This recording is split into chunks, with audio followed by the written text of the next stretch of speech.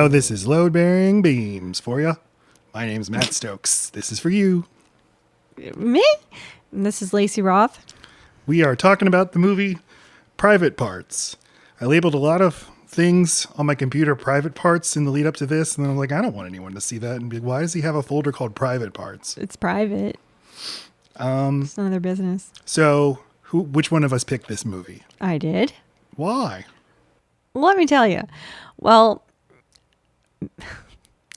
it has a lot of the stuff I like, which is we go back in the Wayback Machine. Mm-hmm. It's got childhood stuff.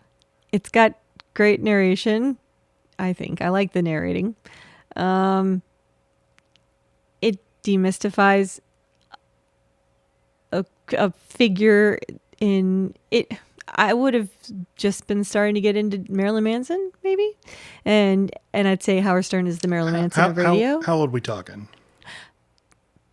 I would have turned 13 that summer that I started listening. This is 1997 then, which is when this movie came out, 1997. Right. Do you remember seeing it? Like, did you see it in theaters? Did you? No, I would have been in Bush, Louisiana. So that's number one, there's not a theater. That is a bleak sentence. It's bad. Number two, my stepfather at the time, stepfather number 3, did not let me watch The Simpsons. So there's no way I would have been able to watch this. And that might be why I started to listen to Howard Stern, because he couldn't see what I was listening to. Mm-hmm. Maybe. I'm just I don't remember the origin or when it started. I just remember I failed science because of it. Because of the movie or because of listening to the show? The show. Sorry. Right. I'm all over the place as usual. So you were a fan. You were a fan of the radio show. Yeah. I found him laugh out loud funny. Did you know anyone else who was? No. I felt it was like the most grown up thing I'd ever done. It felt very highbrow. How long? Do you remember how long you listened? Did you stop at a certain point, at a certain age? God, I'm sure I got just a different routine, or I needed to stop failing subjects because he's syndicated. And so there was a class that I just knew I could get away with wearing headphones under like a hoodie. And that's how I listened in biology. Or it was a science. It wasn't an easy one. It was one with lots of words and math or something. And I was like, nope, that's not for me. Well, this was Bush, Louisiana, so it must have been intelligent. Okay. No. No, this is the following year. The movie came out when I was in Bush, Louisiana. Mm-hmm. But me having like a schedule where I really remember sitting and listening to it every single day, that was the following year in 8th grade when I came back to Jefferson, Louisiana. I came back to normal area and resumed to a more populated to the New Orleans area. Yeah.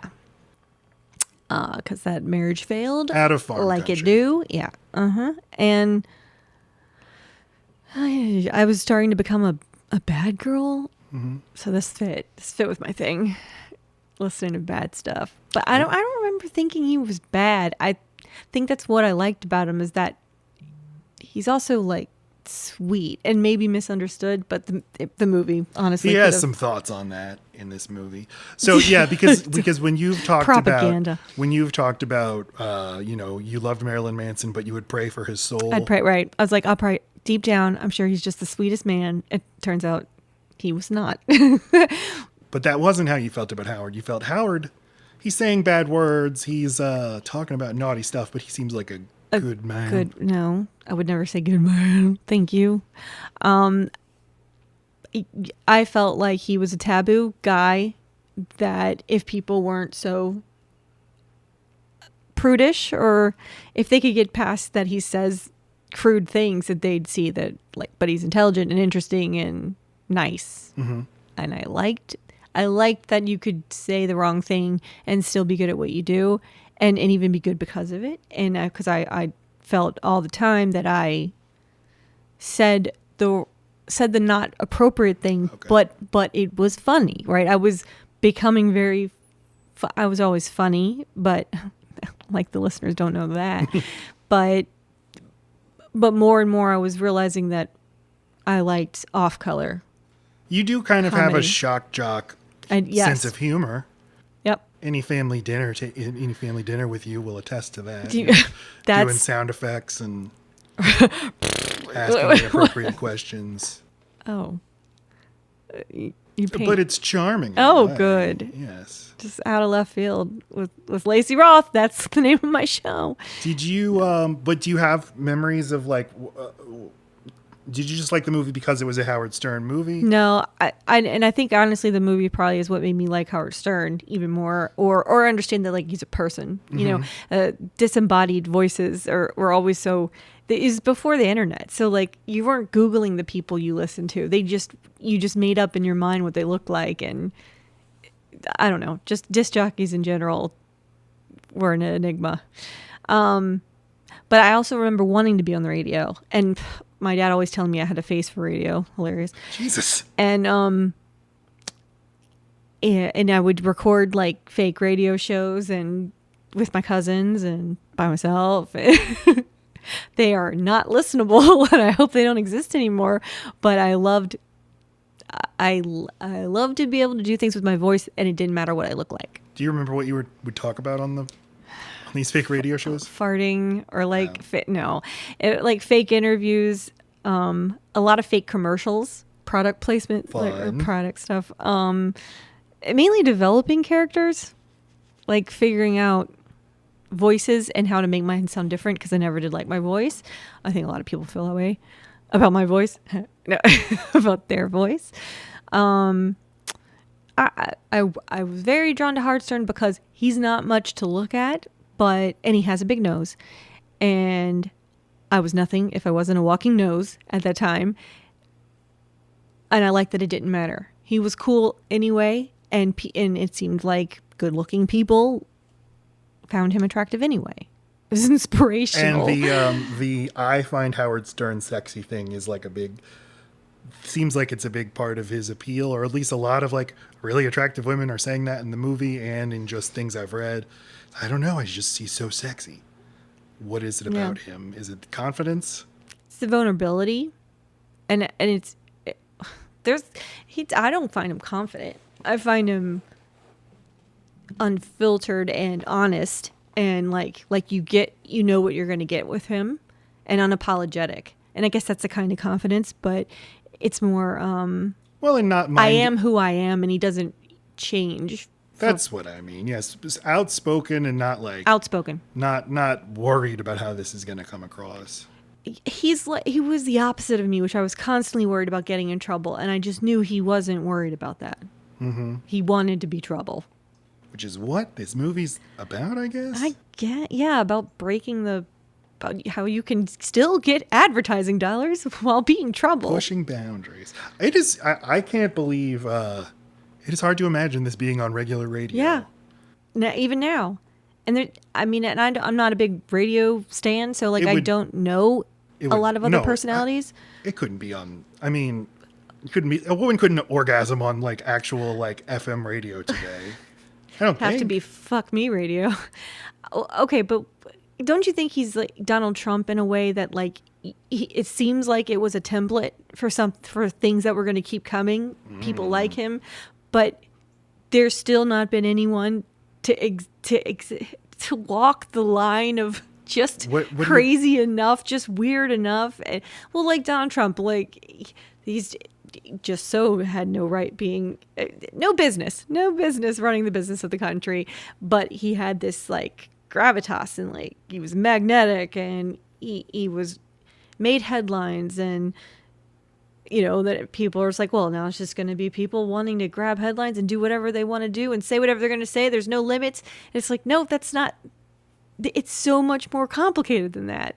There is a fine line and a whole like persona he crafted that made it to where he could have that other side to him. He's rich and he's got all this stuff and he's powerful and he's a smart businessman. All lies, but that's what you thought.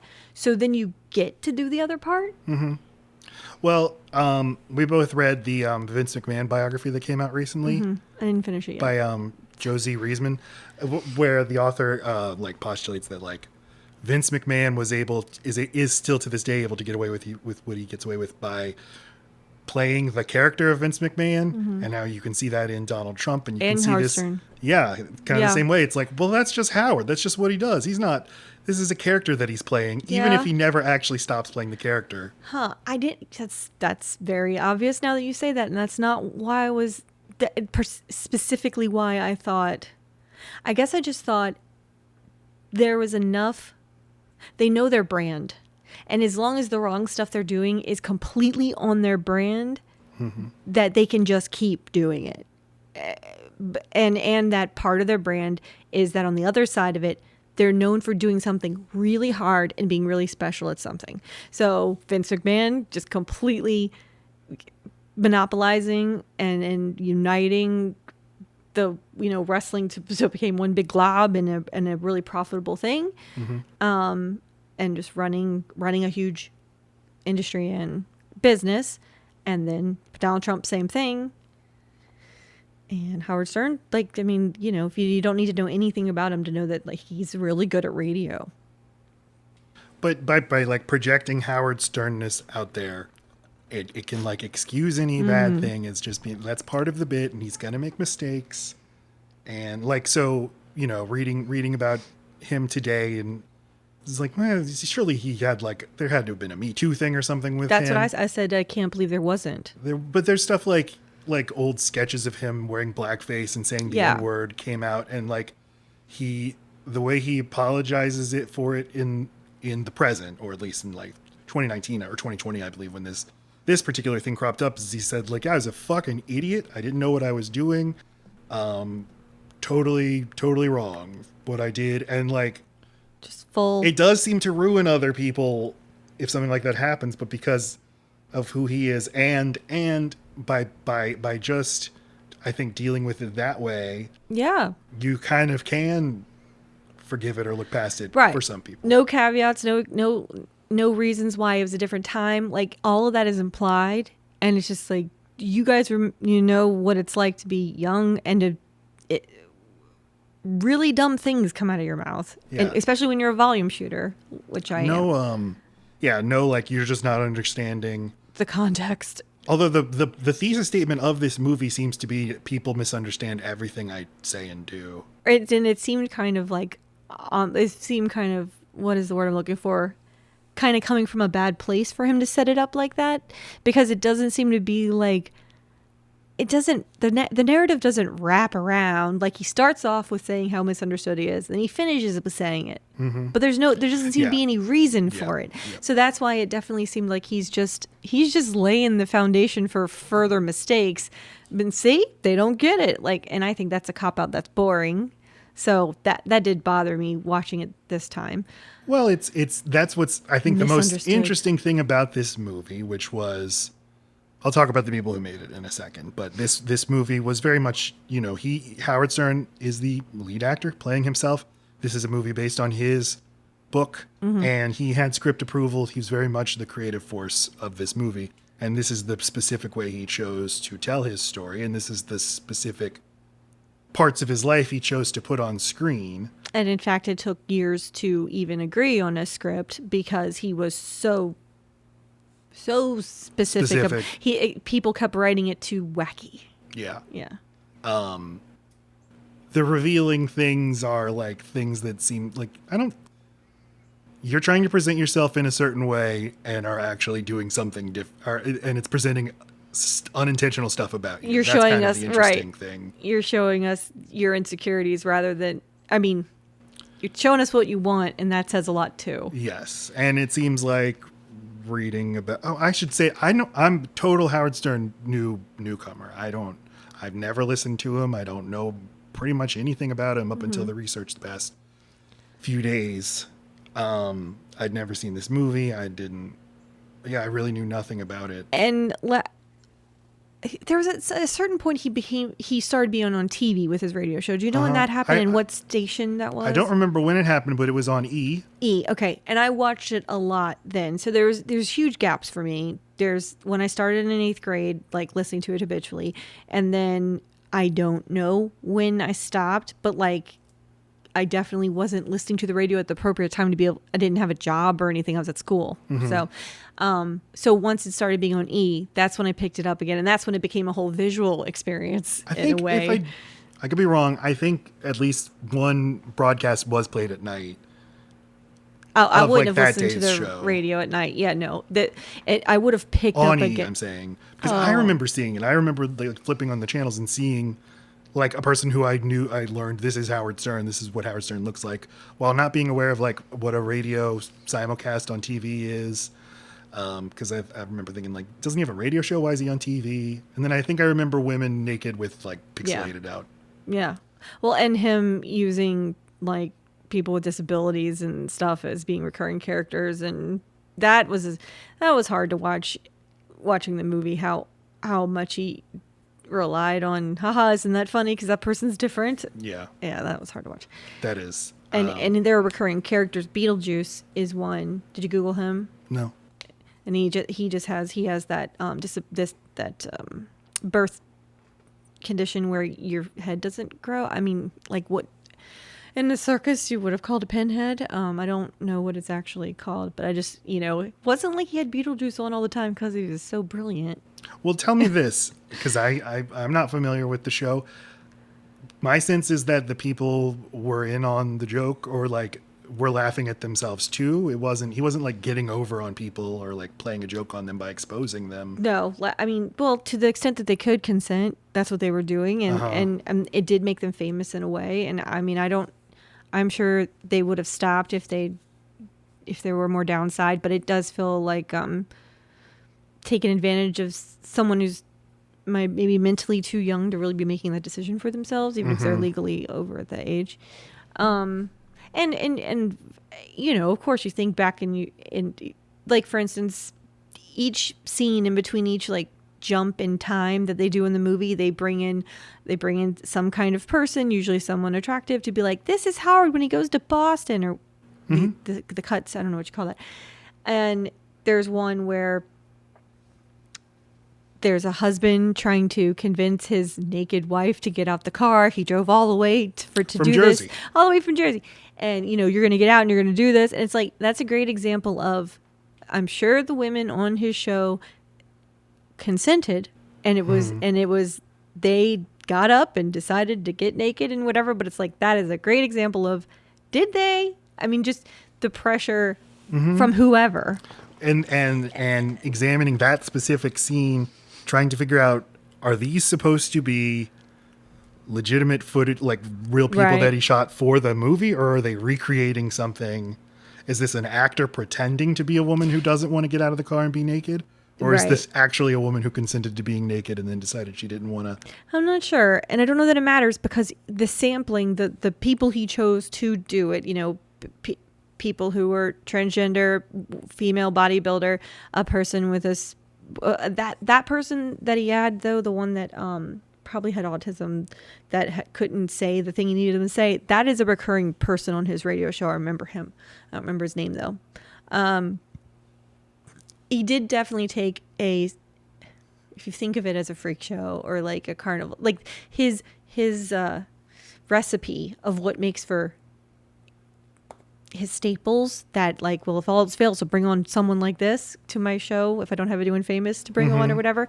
Anyway, that was the selection process. But yeah, it's hard to know if that was staged or if that was really him picking one of each and that was some real stuff. But yeah, it's always about trying to get someone naked, having on a porn star, having on someone that sounds funny, and some people from, what would you call that?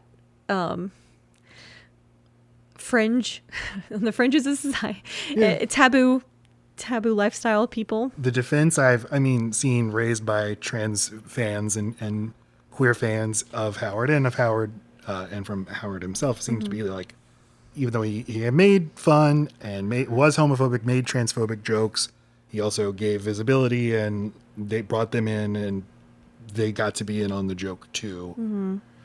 Maybe in a time when no one else was talking about this kind of stuff. That's just, I can't disagree with it. And that's what I meant to say, is that at some point I completely stopped. I mean, I became like a teenager with a social life, and stopped watching, engaging with this all. La-di-da. Yeah, that's right.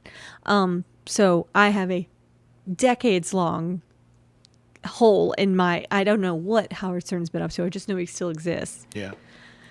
All right. This movie was directed by Betty Thomas. Betty Thomas is a very good director, and at one point was the highest-grossing woman director ever. But she directed Can't Hardly Wait and the Brady Bunch movie and another I like. Giant movie. Or sorry, she produced Can't Hardly Wait, but she directed Dr. Dolittle, which is an enormous movie.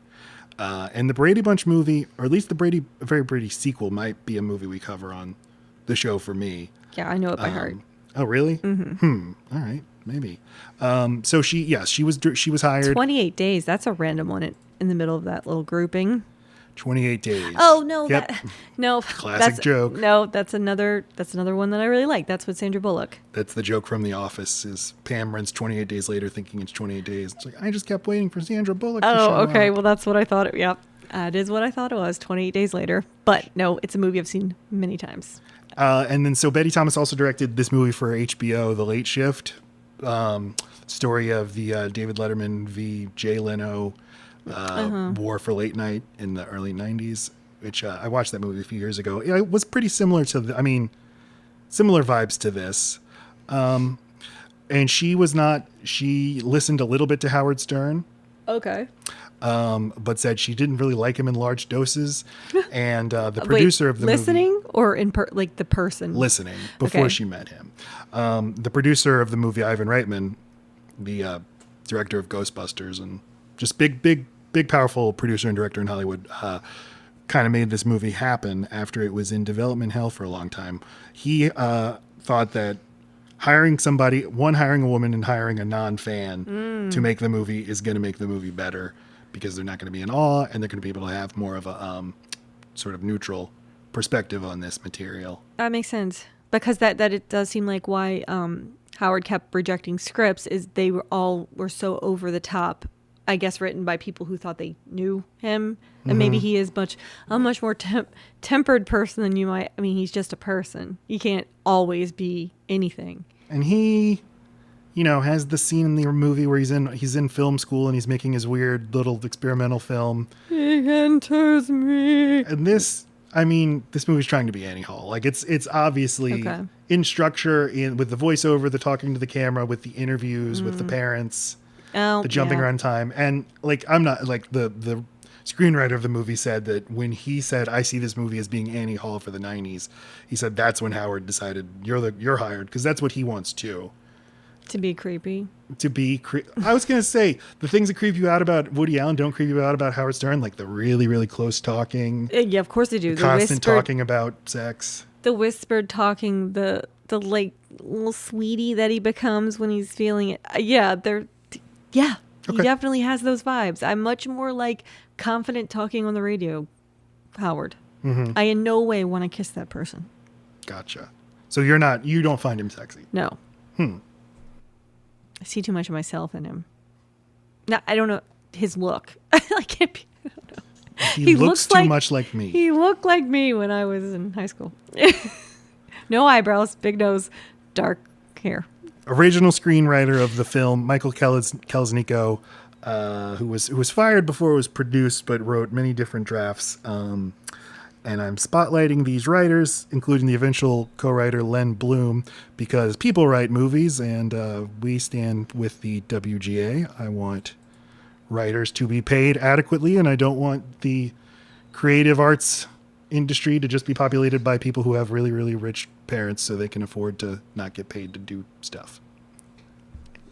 Co-sign. Creative stuff. Yes. Thank you. You're welcome. I fully support what you fully support. Thank you. They'll be so glad to hear it. Oh, is good. That is Gunner. Oh, that is the dog who needs to be let in or he'll die.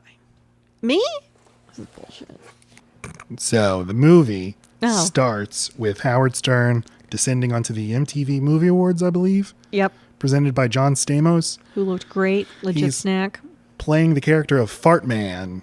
I don't know. Is this a thing from the show? That definitely Fart happened.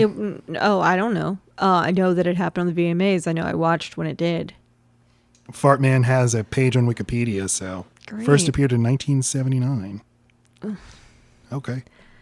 Well, then we get his voiceover and he starts walking in the backstage area among the other celebrities, and Ozzy Osbourne is there, and he's like saying, I don't fit in at all with these people. It seems like he would have interviewed several of those people, but yeah. That's another thing, is like, this is the very beginning of the movie, and it's like, I just don't fit in this showbiz world. But then... That's all he is. What else is he? Yeah, I don't see the rest of the movie showing how he doesn't fit. He seems to fit in fine. It definitely just... Well, they don't spend they spend hardly any time in the current. Yeah. So, but I guess it's supposed to be like, this is just his psyche. This is how he frames things in the world. Feels like an imposter.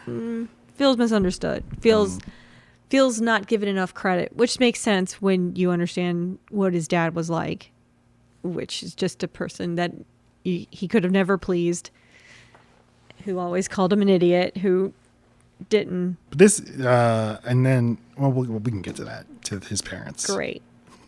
Then the wraparound story for this movie is he meets a sexy lady on an airplane, and he gets really close to her face. You know what? Wait, I just realized it.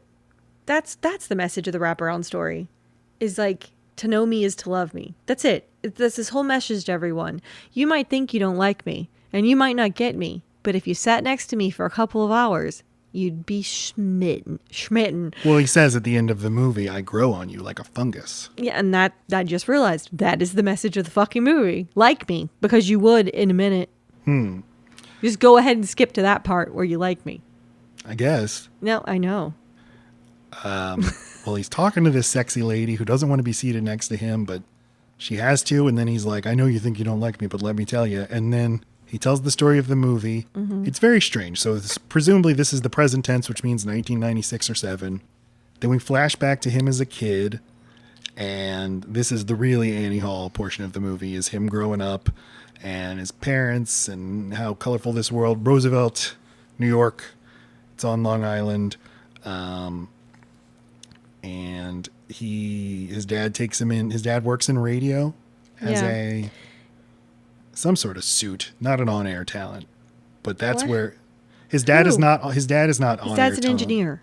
Okay, but I did read something interesting about that scene. That scene is supposedly what makes him want to become a radio personality, because he tells Symphony Sid, who is the on-air voice, he being Howard's dad. Symphony Sid is having a fit and breaking records and doesn't want to go on the air, and he's causing a ruckus.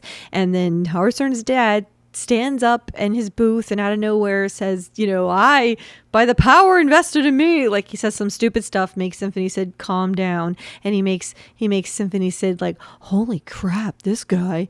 And then, like, Howard's dad took charge in that moment, and then Howard's like, and from then on, I wanted to be on radio, which does not make sense if you think about it for even 1 second. And then you read about that actual situation, and it's the reverse. It is because of how deferential his dad was to the talent that made him want to be the talent, because he thought, well, then finally my dad will look at me, respect me, understand what I'm doing, and have an instant respect for it, because that's who he respects already. That makes way more sense. More sense.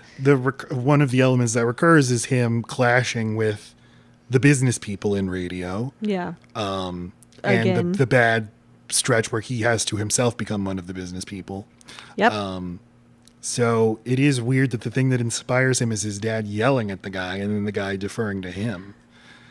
And I think that was just a mistake in the way that the movie was cut, or it might have, I think at that time in the 90s, and Howard Stern's dad still being alive and his mom, he probably was trying to send a bit of a message to his dad in addition to, hey, I'm successful. But like, and that's why he put all you're an idiot, you're a moron, you shut up. Like, at least trying to show his dad, look, this is how I felt as a kid. This is what you were like to me.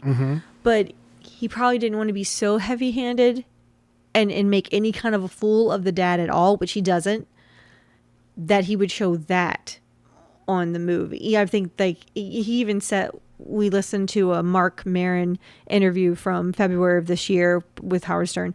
And he even says in that interview, when they're talking about their dads, how jealous he is of Mark Maron because Mark Maron stood up to his, narcissistic, disapproving father, and Howard Stern could just never have imagined. Mm-hmm. He wanted so badly for his dad to love him and like him. The movie itself is an act of of trying to please and to be a subservient. Was saying enough that, see, Daddy, you made me sad, and not at all hurting his ego in any way, because that would have made him feel so much shame and fear that his dad might. Yeah, and this inspires his love of radio, and his parents when the actor is finally played by Howard, right? Once Howard, the real Howard Stern, takes over and the role of Howard Stern, and they ask him what he wants to do with his life, and he says he wants to be on the radio. That's not the real Howard in that scene. Point? Okay. It's not until he gets to college. Okay. Well, they ask him what he wants to do. He says, I want to be on radio. And his dad's like, radio? I don't know about that. You hardly ever say a word. And he's like, but I really want it. And his dad's like, well, in that case, the best school in the world for radio is Boston University. That's not what he says. And we're going to send you there, son. That's not what he says. He says, well, in that case, I heard of an opportunity to do that at Boston. That's it. Like, he just happened to hear something. Let's pull it up. And his dad, it was in the military and ran a military radio show. Or that's where his dad got, because his dad doesn't seem like he has a love of the creative arts. It just makes sense that he was in whatever kind of radio program they had because of in the military. That's what he did. Beginning of clip. Okay. Howard, you're graduating from high school this year. You should be making some kind of plan for your future. You need a plan. I want to be on the radio. He wants to be on radio. But to be on the radio, you have to have a voice. You have to have some verbal ability. You hardly ever say a word. This all from a guy who's only told me to shut up about 50,000 times. I talk. You really want to be on the radio? Okay. If you want a shot at radio, the counseling center says there's a communications program at Boston University. See? And then they send him there. Very supportive. Oh, Jesus Christ. That's how low your fucking bar is. He's like, I want to follow in your footsteps, Papa. Like, and so the dad's like, hell yeah, you do. And I've arranged for you to be able to do it, son. Okay. I mean, yeah. Proud of you, boy. All right. He doesn't say proud. No, I know. No, you're right. He never says one sweet thing. But I mean, yeah, to get him that opportunity. Yeah. You're right. I read this scene at first as being his dad. His parents are supportive, even if they're like, I don't get this guy, but hey, they still like pay for him. But yeah, they're affluent.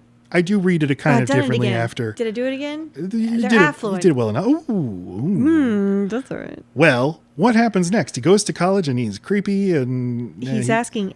He's a volume shooter. He addresses his need for sex, but he never outright says, I have a sex addiction. And I don't know if he does or not. Like, is that just does he just need love?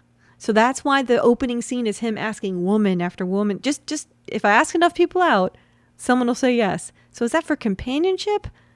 Because later in the movie, he talks about how he wants sex all the time, but Allison doesn't. Mm-hmm. I don't remember it ever being something that he talked about on the show about having a sex addiction. It seems almost like a love addiction. I was wondering that myself. An approval because but it also, the way he talks about it is kind of in a way that's divorced from actual sexuality. Yep. So I suspect it is sort of just attention and approval. Yep. Because, like, I don't know, real people who are horny don't talk like this. Yeah, they don't. I'm just so horny, oh my God. Right. It's almost like he's putting on a persona. It's something to disguise that it's actually an intense need for approval and attention, which again, in the Mark Maron episode, he addresses that too, saying, I just wanted all of it. Mm-hmm. I wanted everyone to give me attention. It gets your attention right away. It also makes you prone to just opening up because he just went ahead and said that. And the first time he meets Robin in the movie, he asks her, do women ever get horny? Do you ever get horny? And she just goes right along with it because, I don't know, he's playful and he's saying these super revealing things and you want to go along with it. And you don't want to embarrass the man.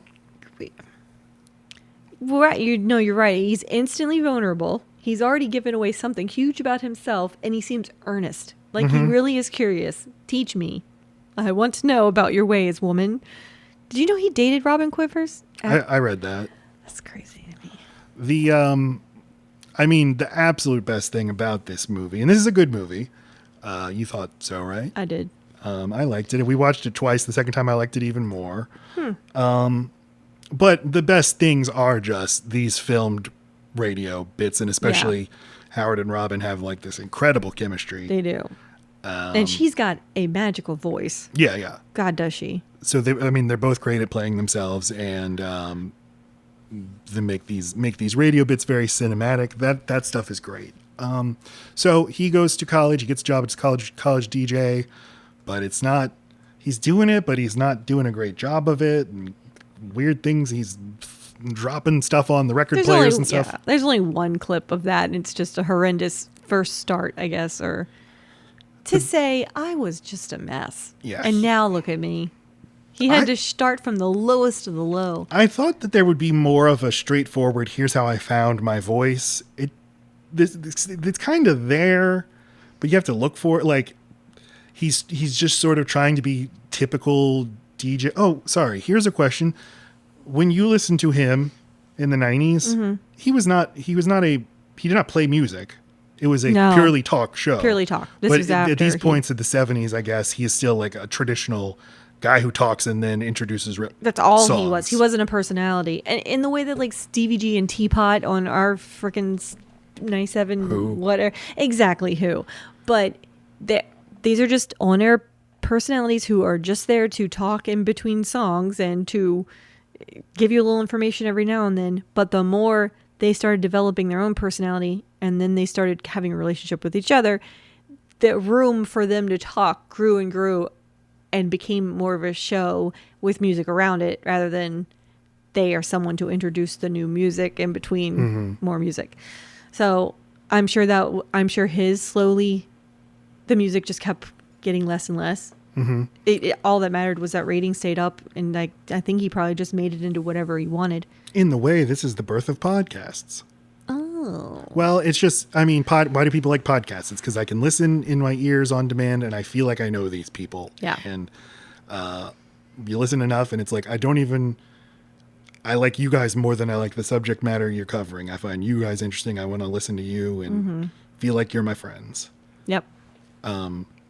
So this is also when he meets Allison, who's played by Mary McCormick, very charming in this film. And she's bemused by him. I felt it all three. I mean, the two times we watched it this time, and I remember distinctly having this feeling of that is Howard Stern. That is really him.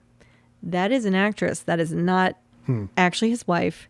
They are being so intimate whenever he's throwing up because he fired someone when he was forced to be a manager of a radio station instead of being the on-air personality.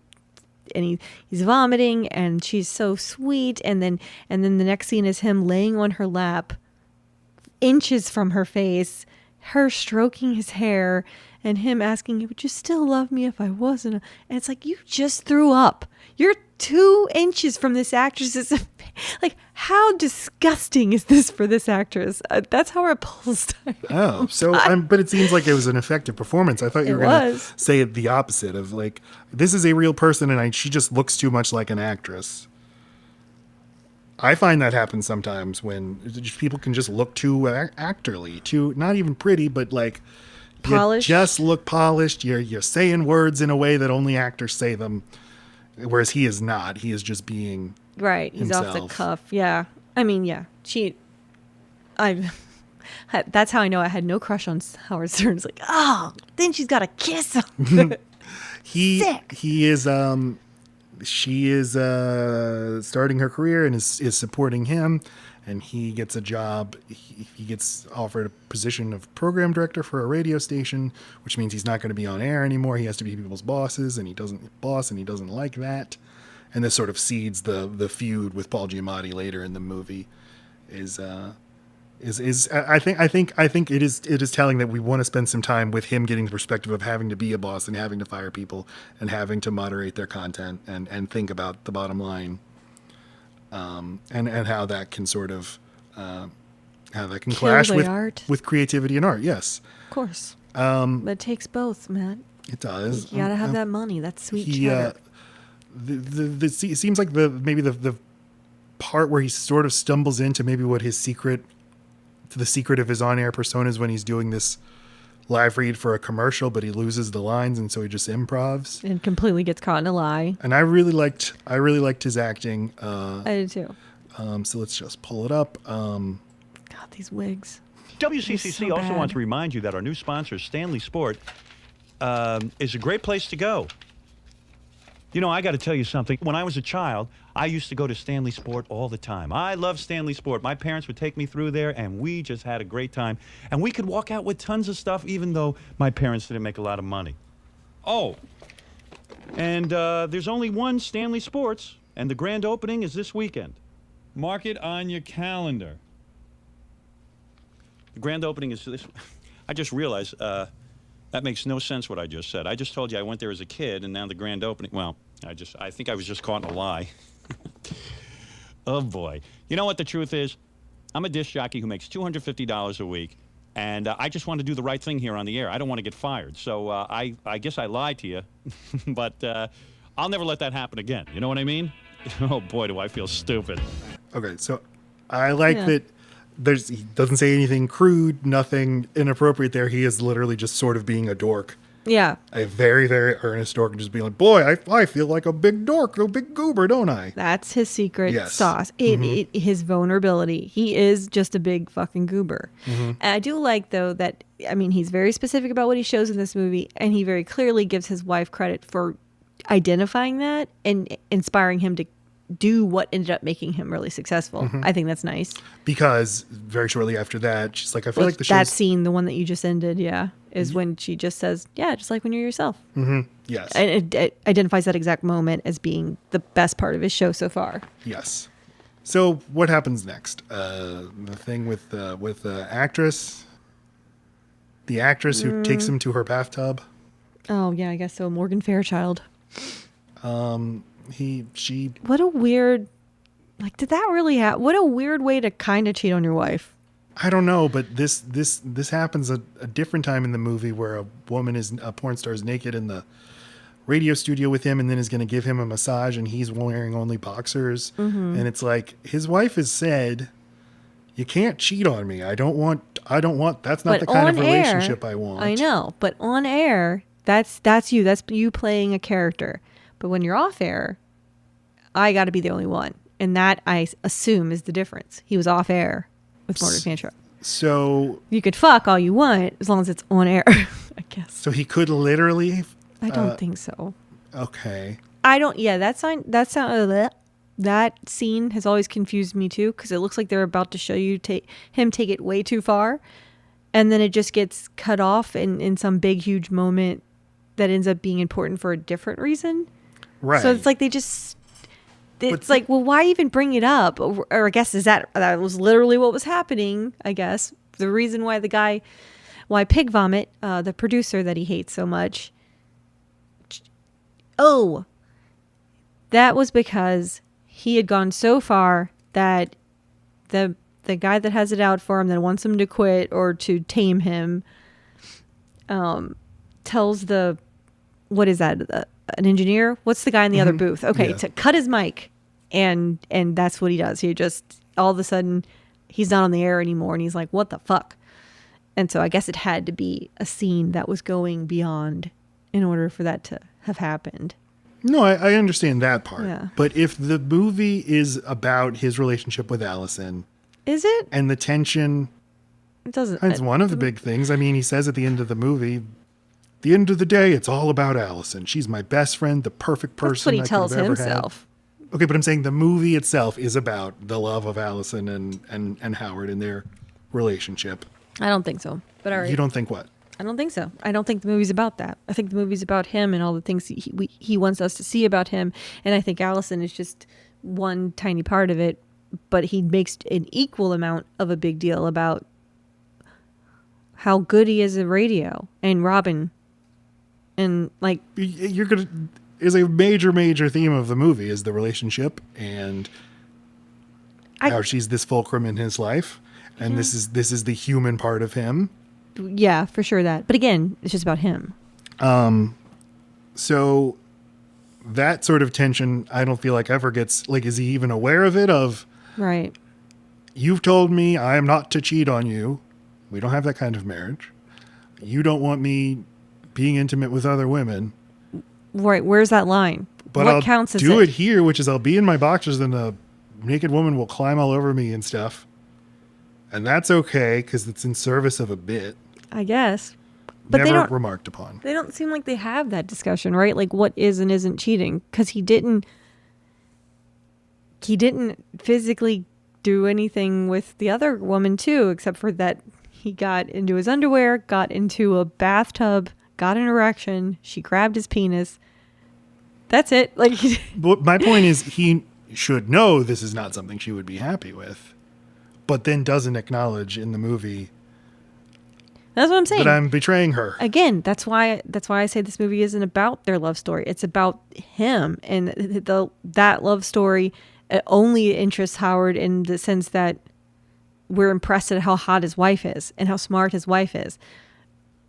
Doesn't seem to matter to him at all if what individual things might have made her upset if he didn't have to deal with the fact that it made her upset. She didn't seem to have a problem because that day ended up being about his big altercation with the producer. Mm-hmm. So, and it also seems weird that that's the only, like, he's known for naked people, for women being naked on his show. Like, that's his thing. That's the only time they show that. That's the only time it ever comes up. I think it happens one more time. Just the lesbian talking about like her first lesbian experience, and then the one where the woman straddles a subwoofer and has an orgasm in her own apartment. That's not him she's with not in the anyone. studio, There's no other naked part. At a certain part, like Allison is riding in a car with some other women and they're listening to the show. Yeah. And she's uncomfortable by the show, and the other woman in the car is like, your husband's such a character, and she's like, only on the radio, he's normal off the air or whatever. Mm-hmm. And then she turns it off. I just feel like that's where the dramatic juice is. You're and right. The movie doesn't really seem that interested in it. God, is that the only time they show Allison by herself, as if she has an exterior life or any kind of?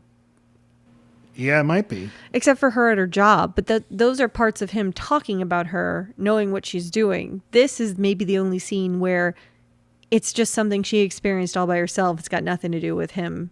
What's just funny that acknowledges, he's just a character on the radio, but she doesn't totally believe this clearly. No. And then the movie ends with Howard declaring their love is eternal and great, and then in reality they divorced 2 years after the movie was made. I wonder if Betty Thomas detected that and was like, no, we need to put something in here. Like, you say that this is all good, but clearly this is not all okay.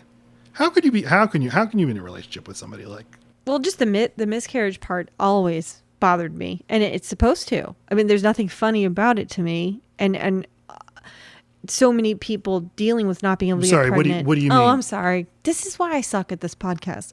You don't suck. You're good. So the way it's a good podcast to show his progression into talking about his private parts, his real life. Like he says he's making this big move to a new radio station, and he says, Allison, the way I'm going to make this work is I can't hold back anymore.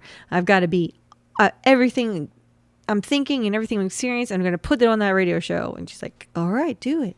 And the way they show a big example of this is, one, he accidentally gets Allison to say she's pregnant on the air. Mm-hmm. So now his audience knows that and will be wondering, hey, what's up with the baby? So that does put him in a position where he does need to address the fact that she has a miscarriage weeks later.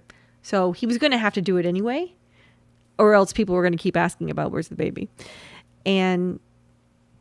But the way he does it is so graphic, and God making fun of his inability. But the scene before that is when they're in bed and she's talking about being sad over losing the baby, and then he cheers her up by being similarly Disgusting. graphic about it, and she laughs. She's and it's maybe the best scene in the movie. It's very sweet and very funny.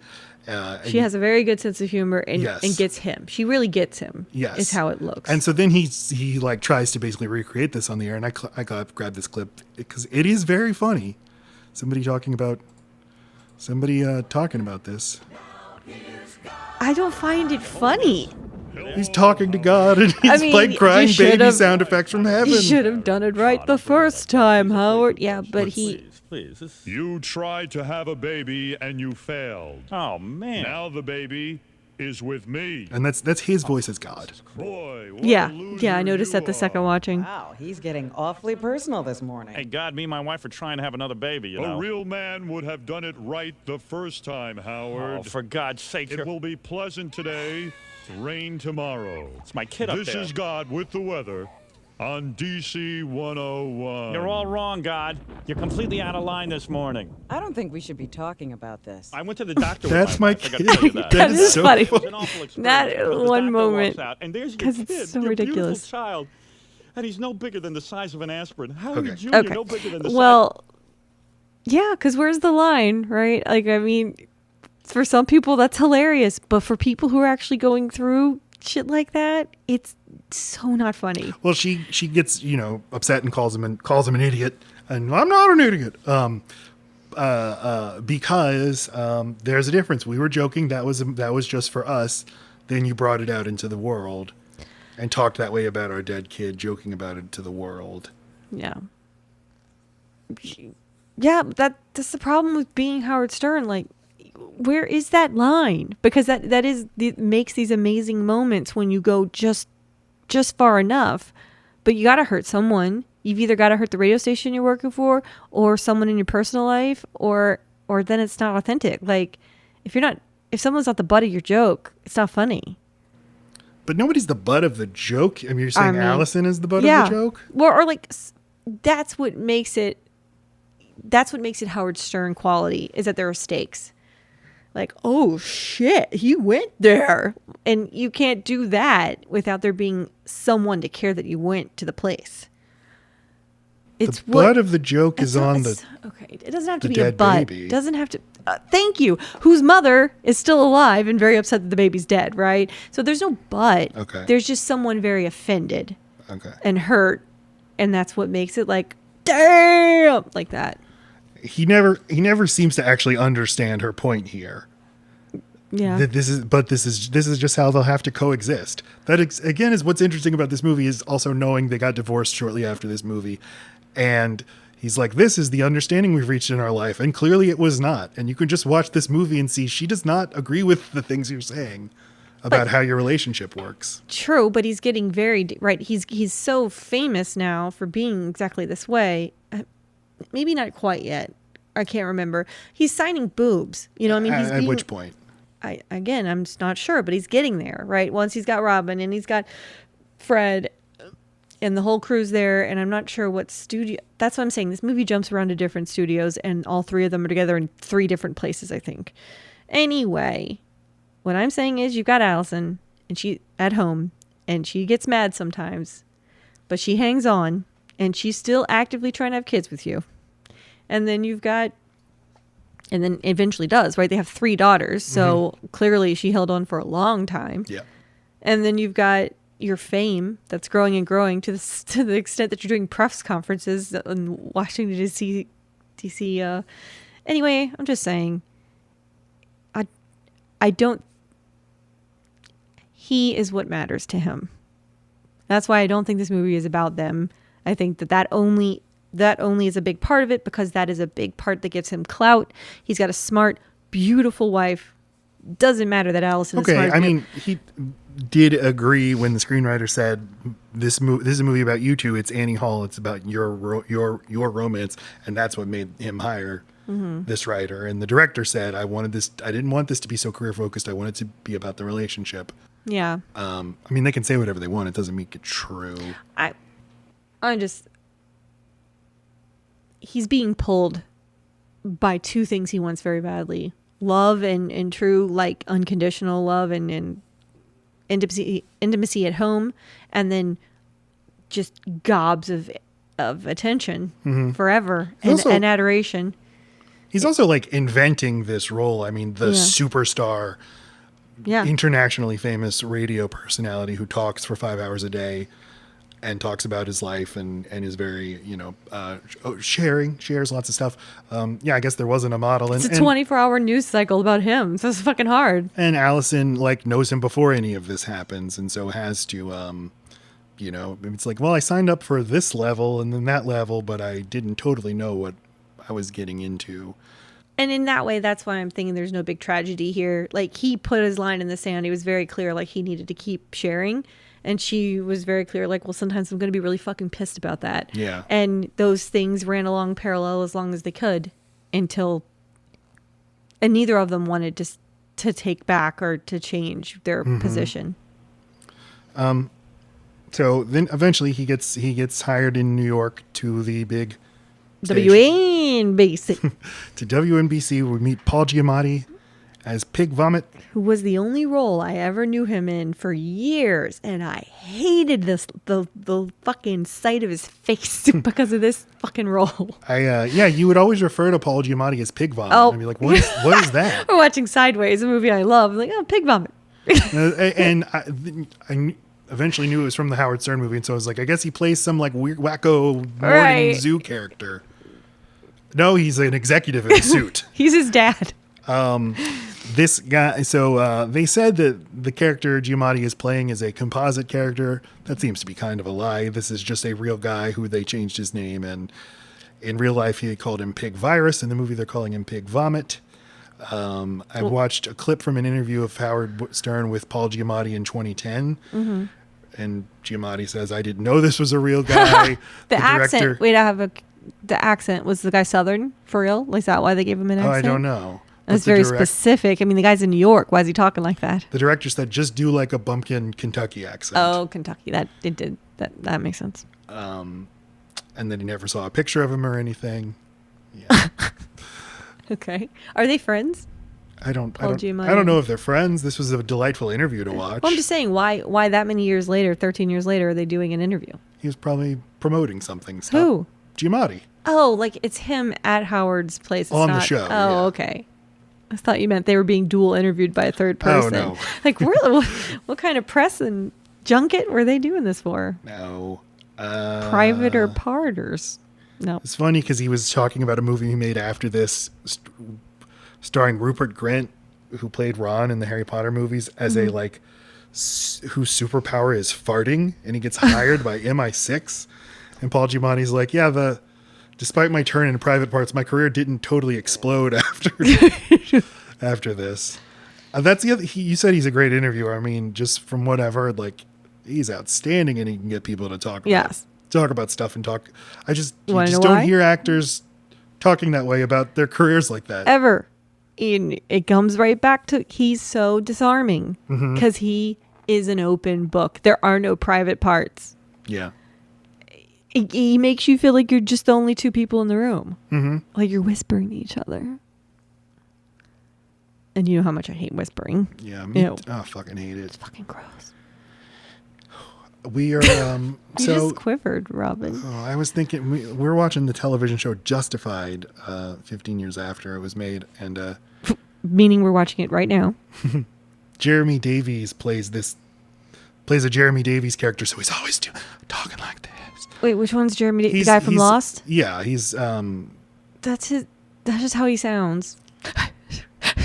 He's always out of breath. And all I can think about is how much of a nightmare it must be to record for the sound guy and then mix it, and then just like his breath probably stinks. You think that about him? I always think that about about Boyd.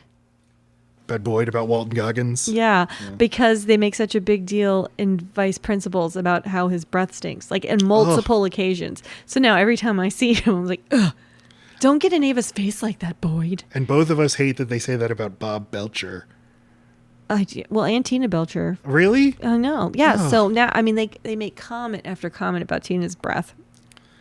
And Bob's. Just somebody saying bad breath about a cartoon will make me unhappy. That person for me. Yeah. Ruins. Yeah. Done. Me too. There are 2 people I know that have halitosis Now, from my past.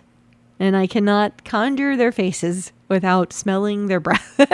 It's so unfortunate. I'm having trouble with this conversation we're having.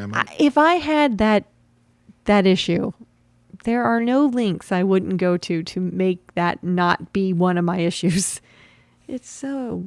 All right, I'm stopping. Well, pig vomit probably smells like pig vomit, and he is not happy. That was a professional radio segue. Okay, I got guess. He's like, I'm gonna get Howard under control because he's out of control. He's saying inappropriate things, and what happens? Well, they're you got to submit your scripts to me ahead of time, and I Okay. have to pre-approve bits. A part that I didn't realize until watching it the second time is that they, sight unseen, signed him to $1 million contract that they have to pay half, $500,000, if they fire him before that contract expires. And so, like, the big muckety muck at WNBC sees Howard on the news for being a shock jock, and they're like, "What the fuck? This is who you hired? What? You're all fired. Get out of here." And good old Kentucky Pig Vomit says, "Don't worry, I'll either get him into shape or he'll quit." And then that's why he's so... Because I always wonder, like, why are you being so mean? You guys hired him. He's so nice.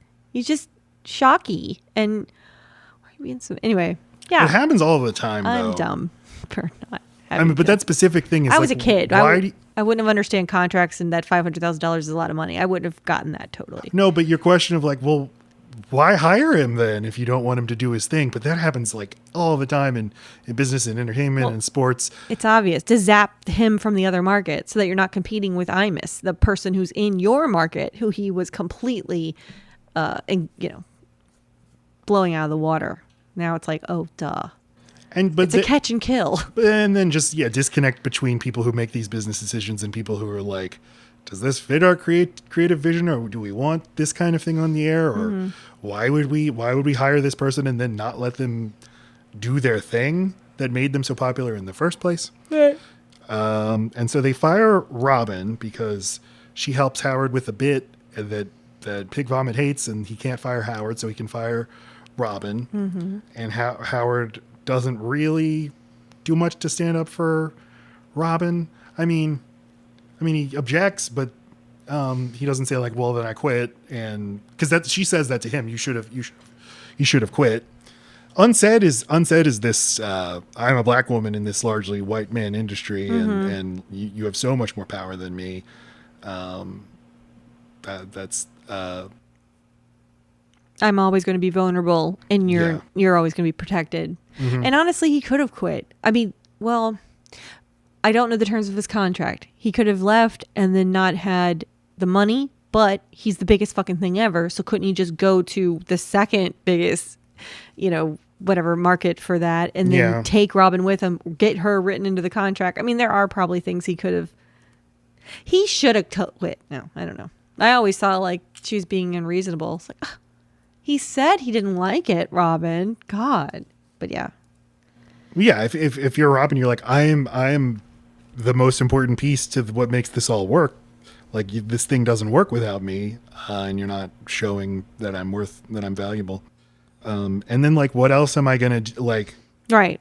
What's the skill set gonna? Where take am I gonna me? go that's gonna be anywhere near what I can make here, what I can do here? But then he gets her back by hiring a series of even less competent people who just, he hires the guy, or they There's set just him one up with the news person. guy. Yeah. Who, But he makes him so uncomfortable that guy quits. Yes. And then his excuse is, it's Robin. She reels me in. I'm going to keep fucking people over like this and not interacting correctly with the people you hire unless you, So they bring Robin back. He said, Robin's the voice of reason, although she doesn't seem to be. She actually, she's an enabler more than anything. She seems reasonable. She does. And then, but no, she's a sneaky, like, up to no good grandma. Like, oh, I'll take, you guys need to go to bed. And then the parents go, Candy?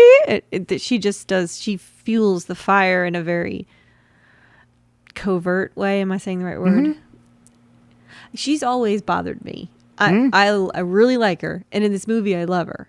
But on air, like if you watch and listen to enough of it, she can be sometimes the meanest person because she is the only stop guard. What am I trying to say? She's the only thing to slow down the train. And if she is on board with whatever like mean thing he's saying to somebody, then it just gets really bad. Like, she's the buffer, and if she doesn't buff, which isn't really fair, she should be able to be funny too. But sometimes I don't know, it always hurt my feelings more for the person they're talking about or talking to. If she joins if she in. was mean, yeah. You're getting really choked up about It it. really upset me. Yeah. This gets resolved by, or the big climactic sequence is when Howard is doing the thing with the naked massage and Pig Vomit pulls them off the air, and then he retaliates by, once they get back on the air, he takes a phone and goes into his office live on the air, and he's like, "Why don't hit you?" him back. So let's play. This is really great. This is really well done. And I like that he's in his socks. He's walking very funny. Because he's in his socks and he's in a fucking... Yeah, everybody can hear. Okay, I'm right outside Pig Vomit's office. I'm going to knock on his door. And so he's on the air, by being patched through a phone call to and the... you can hear there is a radio in this office playing it, so you're hearing everything he says on a 5-second delay, which just makes everything feel really disoriented. Open up. Funny, Howard. Oh, it's not funny? What are you talking about? It is funny. I think it's very funny. And how would you know what's funny anyway? You're not bringing that in. I don't see anybody in here to meeting. Do you? I gotta go. Why do I have to go? Why don't you explain to my audience why you had to shut down the show? I don't answer to you, right Stern. now. I don't Yes, you do, answer you to big you, idiot okay? scumbag. To me, I'm your boss. I'm your boss. I'm your boss. Let's go. Hey, what's this? What's No. this? Robin, is everybody's salary on his desk? God damn it, get out of here! He hit me, Robin. She's hit me. Get out! I'm gonna hit you back. I hit him back. He hit me. Hit me, Get the Robin. phone for me, Kenny. No. Hit him back! Kenny just hit himself in the face. He's bleeding. Hey, come on. Just... Oh my God. Vin just got hit by Kenny. Kenny just hit Vin, I didn't do anything. Blood, Stern! Are you okay? No! My nose! Hey, it wasn't my fault. I just came in here to find out why the show was called. Get out of here! No, I was just doing a bit. I'll shoot your ass. I'll sue your ass. Oh, that makes sense. I'll shoot your ass. I'll shoot you in the ass. I'm from Kentucky. The resolution to this is that Pig Vomit sees the ratings books and they're really good. So, hey, we're good with you now. But then Pig Vomit goes to his house, and says, "Look, I'm so sorry. From now on, I'm totally on board. I'm your man." And then Howard shuts the door in his face. And I never thought of that part as being like, "Wow, way to go, Howard. You really stuck it to the man." I always thought of it as, Pig Vomit's being nice. Why are you being mean? What? You still feel that way? He came all the way to your house. Don't come to my house. That's horrible. No one come to my house. I don't know.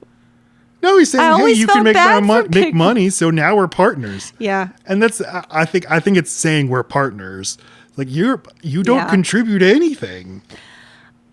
But part of me also was worried for Howard, like, oh, well, now you don't have an enemy to rail against. Well, who knows if you're going to be any good? Because you've never had the guardrails totally. I mean, here we go, guardrails and bumpers again. Motherfucker. This analogy's not working for me. I did wonder, like, did he need the nemesis? Turns out no. Well, this is I guess the FC, who, this is the early 80s. I mean, and then early 80s. this is, I didn't realize this pretty much all of the movie Oh. just takes place up until like 1984. Explains his and then hair. the wraparound on the airplane, that's 96, 97.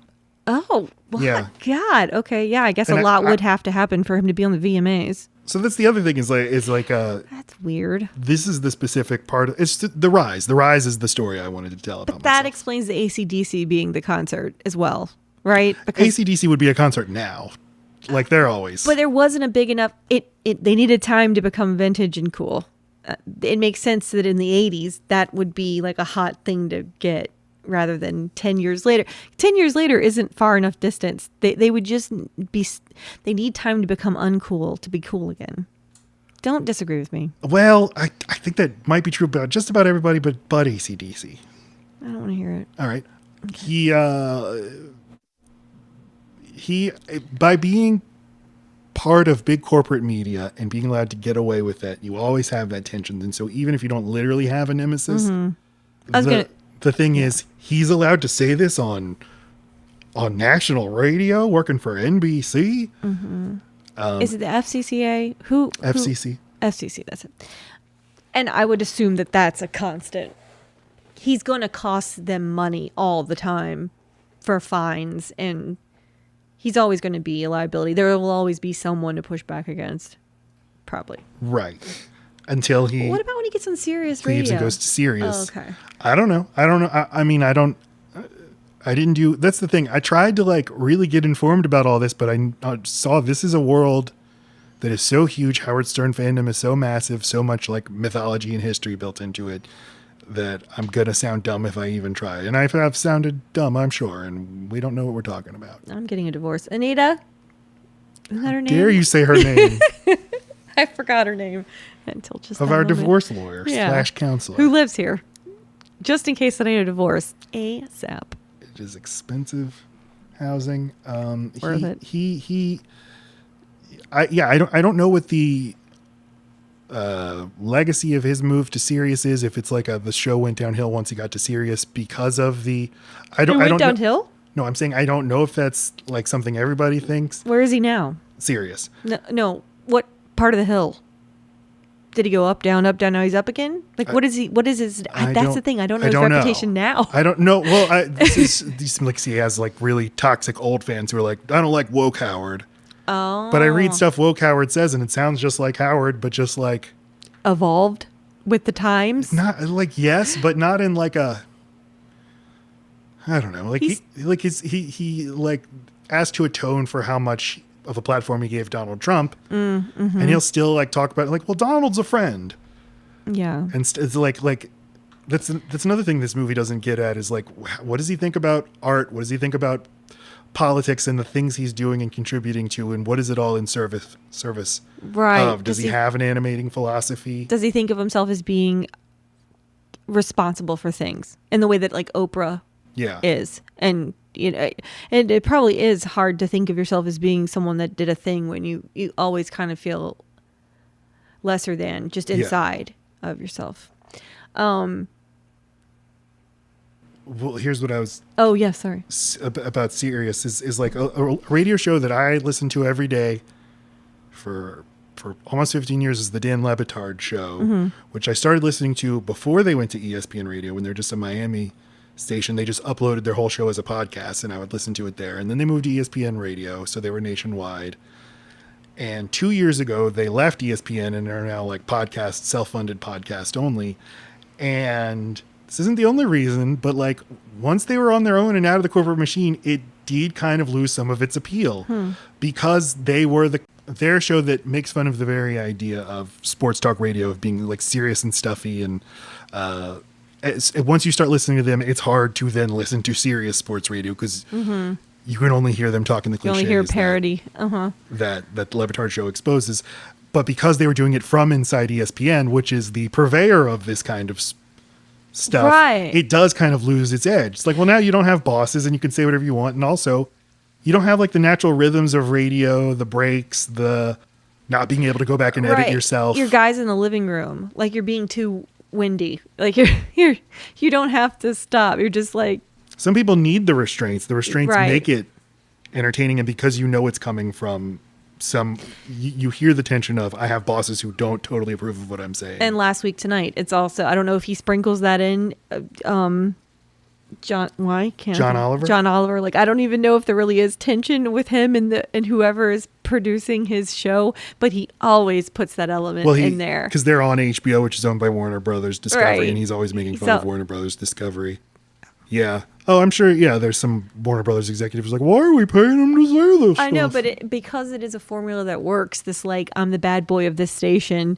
I wonder if John Oliver even really has an issue with the person he's making fun, or the entity he's making fun of. It's just like putting this little layer on here makes it even better. I like it.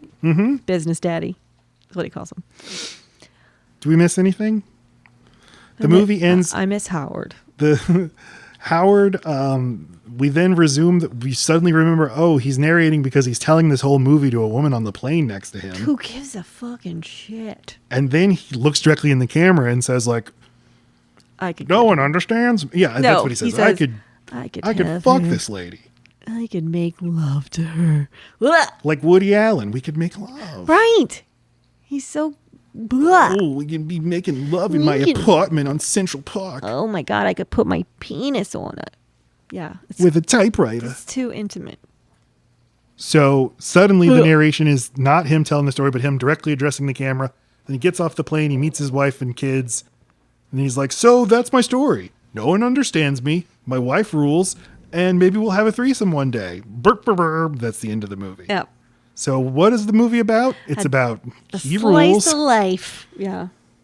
and He rules. yeah. That's what I'm saying. That's the theme of the movie. It's not Allison. The theme is about Allison only in the sense that it reinforces that he rules. What you doing? Looking at my note, did I miss anything? Allison, when she's pregnant, says she's huge. She looks like an elephant. She looks like Babar. You don't look like Babar. That was funny. That was funny. Well, Yep. We did it. We did it. We did another one, we did folks. That's another one. In the can. Another one of these things. Hey, if you want to watch this episode, you can watch it on YouTube. Yes, you have been painstakingly cutting these together, and they're entertaining in a visual sense. You get to YouTube- see the clips. You get to see our faces Load- one at a time. Load Bearing Beams is the handle. Please do subscribe. We need subscribers. We need money. And Money, and, please. Hey, thanks to Wade Email and Rural Route 9 for our brand new beautiful theme song, and It is very polished, very, Listen- very profesh. listen to our music on Spotify, if you please. Rural Route 9. Yes, That's the band. RURAL space ROUTE space NINE. It is a Simpsons reference, if that helps anyone. It never does. Rural Route 9. Rural Rural Route 9. That's what it sounds like. All right, okay, I love you. Goodbye. 3, 4.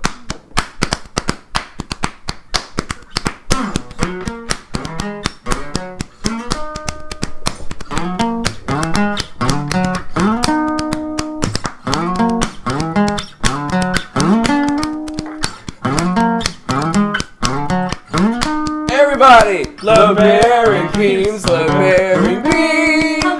Love bearing beans, love bearing beans. Love bearing beans, love bearing beans. Spider-Man. Love bearing beans, love bearing beans. Love bearing. Good!